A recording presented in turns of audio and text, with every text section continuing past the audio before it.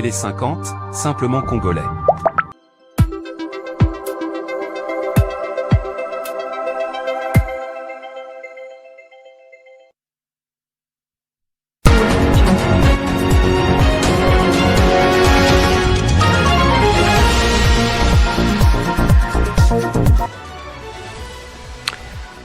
À la une de cette édition du journal, face aux dérives sur le réseau social TikTok, le CESAC veut emboîter le pas au Kenya.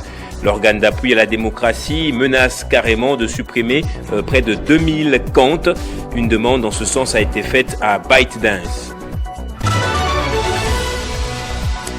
Et aussi, on va parler en début de ce journal de cette levée de sanctions. La RDC est rétablie au sein de son plus grand allié, l'historique organisation sous-régionale, la SADC, après une période d'insolvabilité. Les sanctions qui pesaient sur elle ont été levées et Kinshasa peut à nouveau participer pleinement aux débats et décisions de l'organisation. À la une aussi dans le social, au ministère des ITP, la crise au sein du syndicat SIRAP connaît déjà son dénouement. Un dialogue a été instauré par le ministre des ITP. Les agents du SIRAP manifestaient au ministère pour réclamer l'application de la grille barémique 100% signée depuis 2020. Bonsoir à tous et bienvenue dans ce journal. Retour d'abord sur la levée des sanctions contre la RDC par la SADC. La RDC retrouve l'intégralité de ses droits au sein de la SADC et peut à nouveau participer pleinement aux débats et aux décisions de l'organisation après 2 ans de silence. Réuni mercredi à Durban en Afrique du Sud, le Conseil des ministres de la communauté de développement de l'Afrique australe a levé le régime de sanctions visant le pays. Cette décision marque le retour de la République démocratique du Congo au plein exercice de ses droits au sein de la SADC.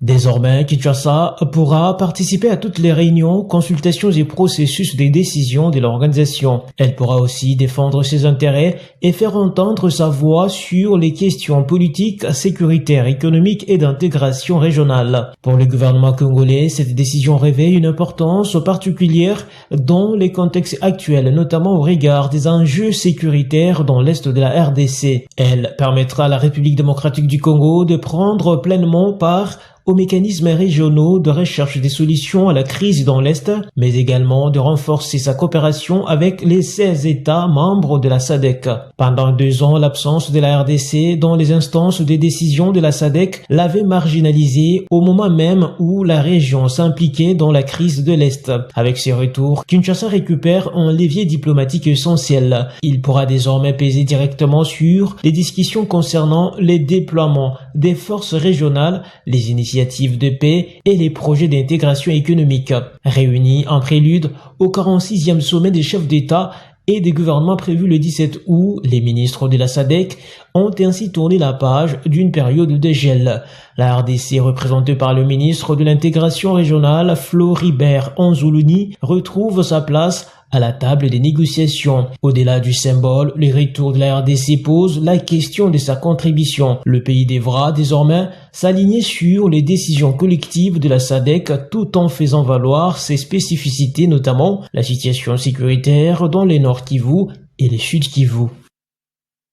Je disais dans le titre de ce journal, face aux dérives, à la propagation de la désinformation et au cyberharcèlement sur TikTok, le CESAC a annoncé avoir sollicité auprès de l'entreprise la suppression de près de 2000 comptes. Christian Bossembe a averti que si la plateforme ne se conforme pas rapidement aux exigences de l'autorité de régulation, sa fermeture en RDC pourrait intervenir à tout moment. Le président de l'institution d'appui à la démocratie réagissait à la mobilisation en soutien à la première dame Denise Nyakero Tshisekedi organisée ce jour.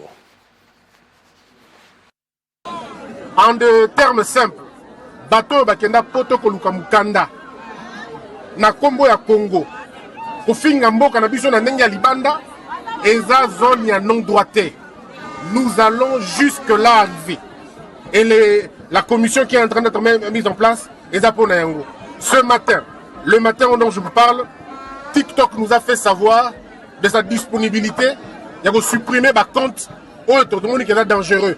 Mais nous bango eza lokuta. Pour supprimer compte, nous avons fait la moko. tolobi bato yo tokotindela bango bakombo ya bato yo bakokisu kozwa TikTok lokola élément T.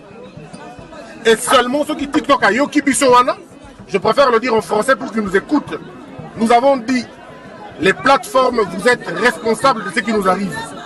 Et pour qu'on arrive à mettre terme à cela, vous avez l'obligation de respecter votre modération, d'empêcher à toutes les personnes malveillantes de bloquer les comptes qu'on vous a envoyés, à peu près 2000 comptes qu'on a déjà envoyés. Mais la solution la plus importante maintenant, c'est fermer momentanément. Parce que ceux qui bango TikTok balingi ba respecter biso, basa na lokolo basali na Kenya. Ils sont venus au Kenya. Baya na Congo baya kofanda pour que ba jeune baza bazo misala. Autre chose à présent, après le Grand Équateur, le Congo central, le Kwilu et le Maïndombe, le ministre d'État, ministre du Plan et de la Coordination de l'aide au développement, Guilain Nyembo Mbouiza, poursuit sa mobilisation autour du ARGPH2. Ce jeudi 13 août, à Kinshasa, il a rencontré le représentant de la communauté islamique, le Cheikh Abdallah Mungala, qui s'est engagé à relayer le message auprès des fidèles à travers la RDC. Après l'Église du Christ au Congo ECC, le ministre d'État, ministre du Plan et de la Coordination de l'aide au développement, Guilain Nyembo, a poursuivi ce jeudi 13 août 2026 sa campagne de sensibilisation autour du deuxième recensement général de la population et de l'habitat. Le ministre a rencontré le représentant de la communauté islamique en République démocratique du Congo, le Cheikh Abdallah Mungala. Les échanges ont porté sur l'importance du recensement et sur la nécessité de mobiliser les différentes couches de la population afin de leur fournir une information fiable et exacte sur le processus. Guilain Nyembo compte notamment sur l'implication de la communauté islamique pour relayer le message auprès des fidèles et contribuer ainsi à une meilleure adhésion de la population au RGPH2. Aujourd'hui, donc, il était prévu que nous soyons ici dans le cadre d'information pour qu'on puisse,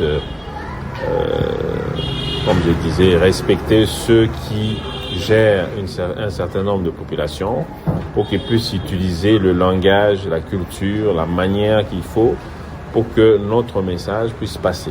Parce que nous voulons que les gens puissent participer, donc à un sentiment d'adhésion. Et pas, parce que c'est pas seulement que les gens se sentent obligés, mais qu'ils se sentent concernés par l'information, parce que l'information doit être la bonne information que nous recherchons. Donc voilà pourquoi nous utilisons tous les canaux possibles et adaptés pour que les populations islamiques puissent profiter de ce canal, je dirais, officiel. De son côté, le cheikh Abdallah Mungala a salué l'initiative, soulignant l'importance pour la RDC de connaître avec précision le nombre de ses habitants. Il s'est engagé à accompagner cette mobilisation auprès des fidèles et des membres de la communauté islamique à travers le pays. Je pense que le recensement de savoir le nombre de Congolais, le nombre des femmes, le nombre des jeunes, le nombre des étrangers, le nombre de ceux qui sont avec nous, avec leur état de santé, je pense que c'est une bonne chose. Et surtout à ceux qui prennent des décisions de cette population. C'est une mobilisation qui devrait se poursuivre dans les prochains jours avec d'autres acteurs de la société, l'objectif étant de faire du RGPH2 une opération comprise et soutenue par l'ensemble de la population congolaise. Et puis ce sujet, belle prise des services de sécurité du Haut-Katanga. Ils ont réussi à mettre la main sur un réseau de contrefacteurs de documents de la Commission nationale de prévention routière. À cette occasion, le directeur provincial de la CNPR Haut-Katanga, Moïse Bomana, a lancé une mise en garde contre les faussaires et on appelle à la collaboration avec des services afin de mettre un terme à ces pratiques. De fil en aiguille, les services de sécurité ont réussi à mettre la main sur les contrefacteurs des documents de la Commission nationale de prévention routière. Le réseau a impliqué jusqu'aux transporteurs expatriés surpris en détention des faux documents. La pratique a privé l'État congolais des moyens de sa politique, mais c'était sans compter avec les services de sécurité qui restent mobilisés afin de démanteler l'ensemble de ces réseaux mafieux. Le directeur provincial de la CNPR Haut-Katanga s'est félicité de la vigilance des services de sécurité. Moïse Bomana met en garde les contrefacteurs qui seront poursuivis jusque dans leur dernier retranchement. Je voudrais à la même occasion en appeler au sens des responsabilités des transporteurs, de manière à ce que nous puissions décourager ces pratiques et démanteler ces réseaux qui privent la SNPR des moyens dont elle a besoin pour garantir la prévention et la sécurité routière aux populations okatangaises. La SNPR au Katanga, avec l'appui du gouverneur intérimaire Martin Kazembe Choula, s'est illustrée pour la première fois ces derniers mois par des actions de renforcement de la sécurité routière. Des panneaux de signalisation ont été installés à travers la province et les travaux de marquage au sol des artères se poursuivent. Chacun est donc appelé à collaborer avec les services afin de mettre hors d'état de nuire ces malfrats qui tentent de décourager par leurs actes la SNPR dans son élan de faire parler les routes du Haut-Katanga en pleine modernisation par le gouvernement Kazembe. On va se rendre à présent dans la province du Haut-Lomami pour parler d'une réunion préparatoire organisée entre les opérateurs économiques mais aussi le gouvernorat pour préparer une activité culturelle appelée Kermesse. Objectif, coordonner toutes les parties prenantes autour de l'activité dédiée à la fois au sport et loisirs. C'est sous le haut patronat de son Excellence Honorable Banza Mouloumé Marmon que le ministre provincial de la Communication, Jeunesse, Sport, Loisirs, Culture et Arts, Stéphane Kanongue, a présidé une réunion d'entretien avec les différents responsables des bars, restaurants, services traiteurs et les responsables de la COPEMECO. Tous ont rehaussé de leur présence à cette réunion préparatoire pour l'organisation de la Kermesse qui sera lancé le samedi 15 août 2026. Venu répondre à la réunion, à l'appel de son Excellence, Monsieur le ministre des Sports et Loisirs. Comme vous le constatez derrière moi, il y a une organisation d'une kermesse au niveau des Kachamata, chez Mousse là-bas. Alors c'est là le jour il y aura le lancement officiel de ces kermesses-là.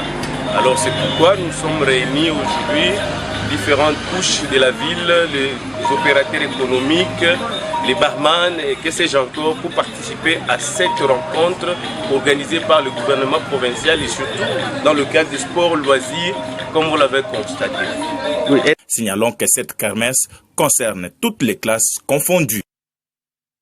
Je disais dans le titre de ce journal, l'ambiance était surchauffée ce jeudi après-midi devant le cabinet du ministère des Infrastructures et Travaux Publics, réunis sous la bannière du syndicat interprofessionnel pour la réforme de l'administration, le CIRAP. Les agents publics affectés aux ITP ont observé un mouvement de protestation spontanée pour réclamer l'application d'un droit acquis depuis des années. Après une descente au ministère des Finances, au puits du budget, la tension était électrique au ministère des ITP face à cette situation. Le ministre John Banza Lunda a fait le choix du dialogue, leur promettant une solution dans l'immédiat. Refusant de s'enfermer dans son bureau ou d'opposer une fin de non-recevoir à des problèmes qu'il a hérités de ses prédécesseurs, le patron des ITP est personnellement descendu à la rencontre des manifestants pour écouter leurs doléances. Dans une intervention pleine de sang-froid et ponctuée par les cris de ralliement habituels ITP-OI, le ministre a tenu à rassurer ses collaborateurs sur sa ferme volonté d'améliorer leurs conditions sociales. Tokosilisa makambo nyonso sikoyo te. Bolobi bozali na problème moko principal. Soki ezali na ministère oyo mikanda eumelaka te ezali epa na ngai. Bokozwa mukanda na bino. Bokokende nango sikoyo. Fidèle à une approche de gestion axée sur les résultats et la paix sociale, John Banza Lunda a invité une délégation restreinte des 3 représentants syndicaux à les suivre dans son cabinet pour traiter le dossier séance tenante, en promettant une vérification immédiate du parcours du document et sa signature sans délai. Si les dossiers s'avéraient complets, le ministre a su transformer une situation d'impasse en une démonstration d'efficacité administrative. Il a également veillé à apaiser les esprits en offrant des rafraîchissements aux agents venus manifester, appelant au calme et à la sérénité. Et puis on va parler de la présentation des lauréats de la première cohorte du concours des plans d'affaires catégorie nouvelles entreprises du projet Transform, un projet du gouvernement soutenu par la Banque mondiale dont la cérémonie a été présidée par le ministre de l'entrepreneuriat et du développement des PME, Justin Kalumba. Objectif, accompagner les jeunes entrepreneurs et les structures de moins de 2 ans grâce à des subventions compétitives. Il s'agit de 2546 nouvelles entreprises d'une maturité d'au moins 3 ans d'existence dans les 11 localités et villes couvertes, parmi lesquelles près de 800 entreprises basées à Kinshasa recevront des subventions en argent d'une moyenne de 11 000 $ américains par entreprise, dont les statistiques révèlent que 60% de ces entreprises appartiennent aux femmes. Le ministre de l'Entrepreneuriat, Justin Kalumba, a exhorté les lauréats à transformer ces appuis en entreprises viables et compétitives. Je pense que le gouvernement a mis en place toute une série de dispositifs pour permettre à ce que nos jeunes entreprises puissent avancer, survivre et surtout créer des emplois. Il est très important d'avoir des emplois qui se créent. Il est très important de s'insérer dans les chaînes de valeur et il est très important surtout, comme je l'ai dit, de considérer que la subvention est là pour nous faire naître, pour nous aider à avancer. Mais en tout cas, il faut qu'on soit capable demain de s'insérer dans les systèmes financiers ou bancaires classiques. Bénédicte Baraka, s'exprimant au nom des lauréats et lauréates de Kinshasa, s'est engagé à respecter les exigences d'accompagnement et à transformer cette opportunité en entreprise créatrice d'emplois et d'espoir. Cette journée marque pour nous bien plus qu'une simple sélection. Elle représente l'aboutissement d'un parcours exigeant, parfois éprouvant, mais toujours porteur d'espoir. Nous avons connu de longues heures de préparation de dossiers, les exigences administratives, les évaluations successives, les attentes et les doutes, et parfois même l'impatience face au délai qui nous semblait long et contraignant. Avec cette première cohorte COPA-NE du projet Transform financé par la Banque mondiale, l'enjeu affiché est désormais celui de transformer les subventions en activités économiques, les entreprises en emploi et les emplois en richesse durable pour la République démocratique du Congo. À Kinshasa, le Front des Congolais pour la démocratie, le FCD, a tenu un point de presse sous le haut patronage de son autorité morale, Pierre Kangoudia Mbayi. La rencontre était consacrée à la participation de l'autorité morale au dialogue inclusif. Dans une déclaration lue à cette occasion, le FCD a insisté sur la nécessité de privilégier le dialogue, la paix, l'unité nationale, mais aussi la cohésion entre les filles et filles du pays dans l'intérêt supérieur de la nation. Le Front des Congolais pour la démocratie salue cette initiative qu'il considère comme une démarche républicaine de haute portée, susceptible de consolider l'unité nationale, de renforcer la cohésion entre les Congolais et de favoriser une mobilisation collective face aux menaces qui pèsent sur notre pays. Au moment où une partie du territoire national continue à subir les conséquences de l'insécurité et de violences liées aux groupes armés, notamment les M23 AFC et leur soutien extérieur, la République démocratique du Congo a plus que jamais besoin d'un sursaut patriotique fondé sur le dialogue, la solidarité nationale et la défense de l'intérêt supérieur de la nation. Le Front congolais des Congolais pour la démocratie estime que lorsque la patrie est confrontée à une telle rude preuve, les intérêts de la République doivent prévaloir sur les divergences politiques, des ambitions personnelles et toute autre considération particulière. Le dialogue envisagé devra être national et inclusif afin de construire un consensus national en faveur de la paix, de la souveraineté et de l'intégrité territoriale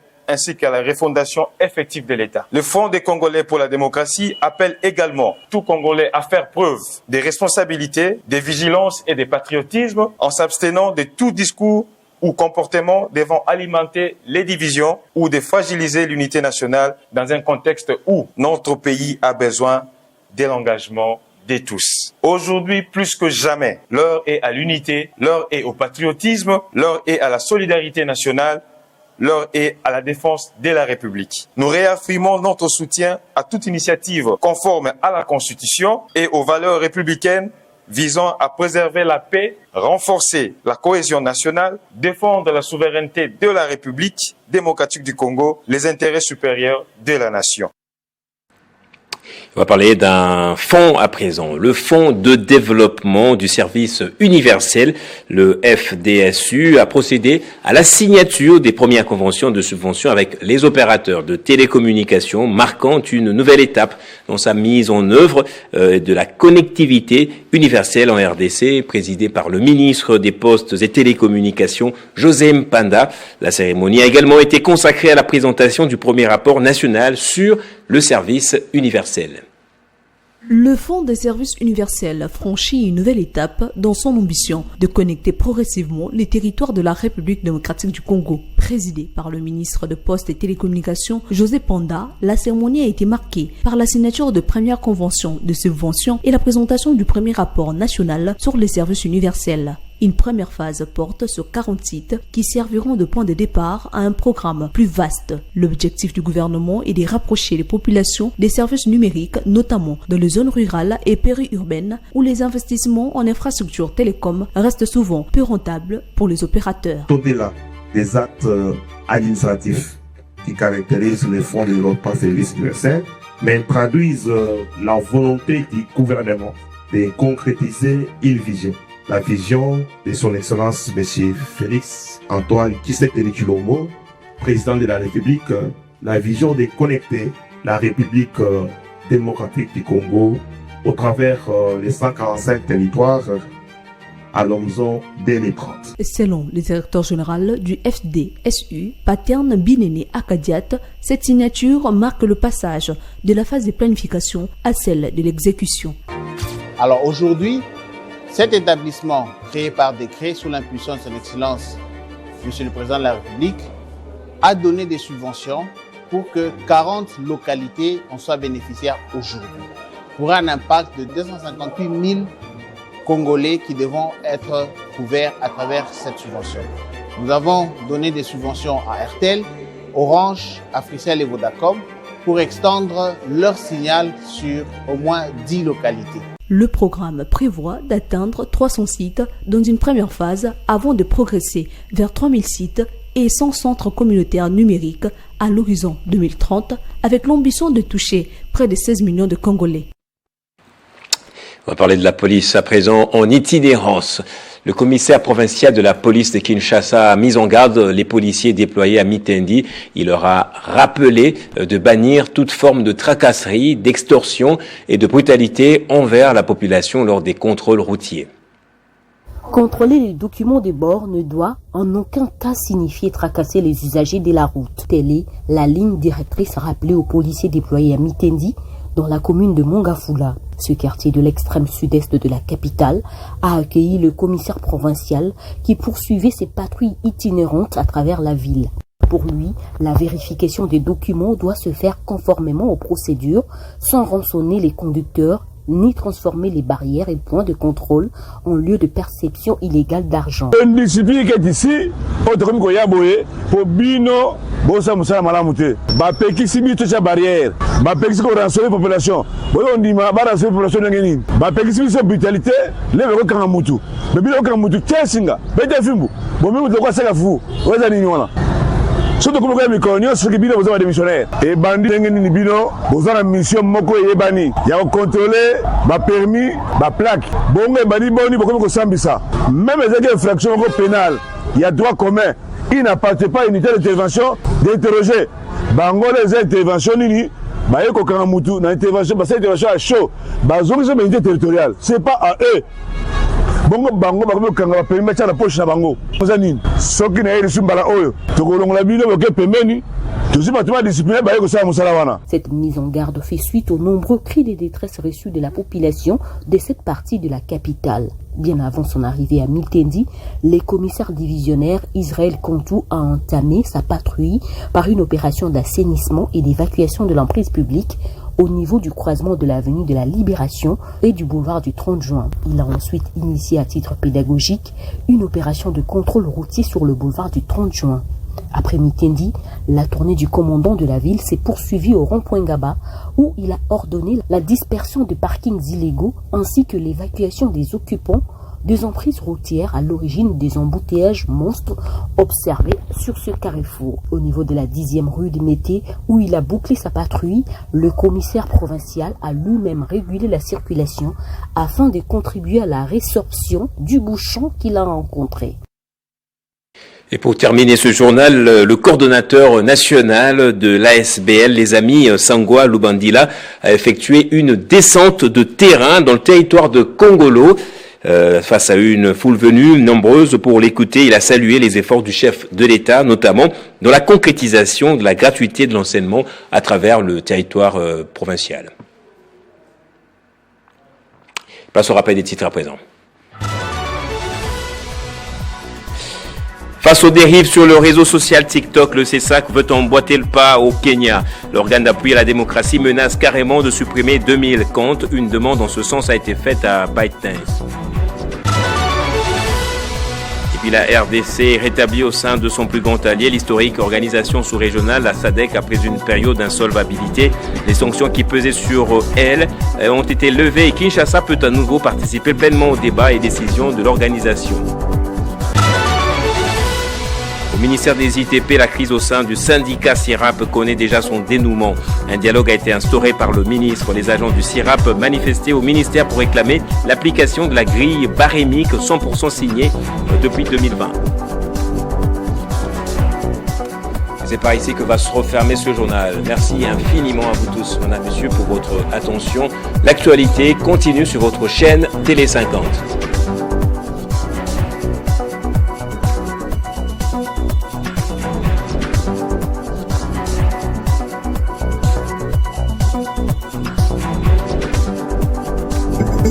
Retrouvez toute l'actualité en continu sur www.tele50.cd.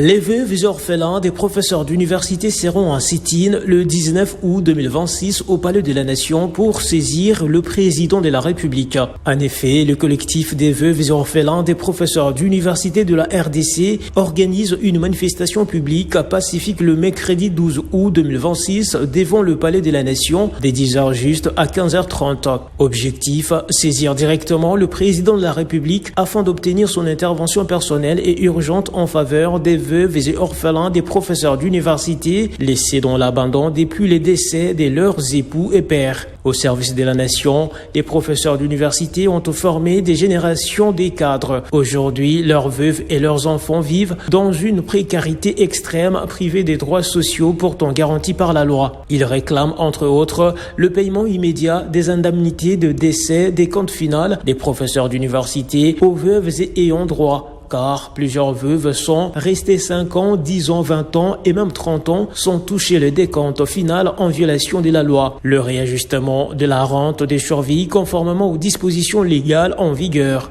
L'autre revendication, c'est l'octroi de la rente des survies à toutes les veuves des professeurs d'université qui en sont encore privées, alors qu'elles devraient en bénéficier 6 mois après le décès du conjoint. La dernière revendication, c'est la prise en charge des soins médicaux pour le veuve des professeurs d'université tels que garantis par la loi.